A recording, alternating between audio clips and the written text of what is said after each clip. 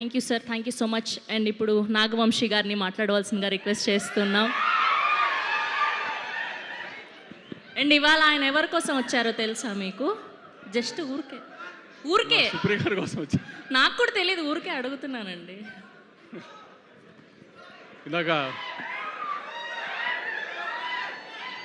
స్వప్నక చెప్పినట్టు సుప్రియ గారు అందరినీ ఇప్పుడు దాకా సినిమాలు ఇంత కచ్చిపెట్టి తీస్తున్నారు, ఇన్ని రోజులు తీస్తున్నారు అని మమ్మల్ని క్లాసులు పీకి 2 ఏళ్ళు సినిమా తీసి ఎన్ని కష్టాలు పడ్డారో చూద్దామని అందరం యాక్చువల్లీ బ్యాక్ స్టేజ్లోనే ఎంజాయ్ చేస్తున్నాం. ఇందా నుంచి బ్యాక్ బెంచ్ స్టూడెంట్స్ లాగా ఆవిడని కామెంట్ చేస్తూ 2 years సినిమా తీసి 147 వర్కింగ్ డేస్ వర్క్ చేసింది.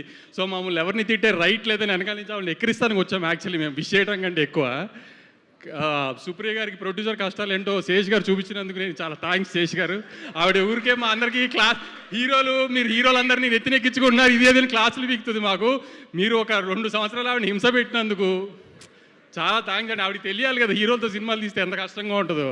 వాళ్ళ తమ్ముళ్ళతో వాళ్ళ మావయ్య గారితో సినిమా తీసి ఏం నొప్పి తెలియలేదు ఆవిడికి. బయట హీరోలతో తీస్తే ఎలా ఉంటుందో తెలుస్తుంది కదా ఆవిడ. అయినా మీరు మా అందరి క్లాసులు పీకి ఫైనల్గా సినిమా తీసినందుకు మీకు ఖచ్చితంగా హిట్ రావాలని గట్టిగా కోరుకుంటూ, మీరు త్వరలో ఇంకా బయట హీరోలతో సినిమాలు తీసి మాలా కష్టపడాలని కోరుకుంటున్నాను. Thank you. Thank you Vamshi garu, thank you so much. And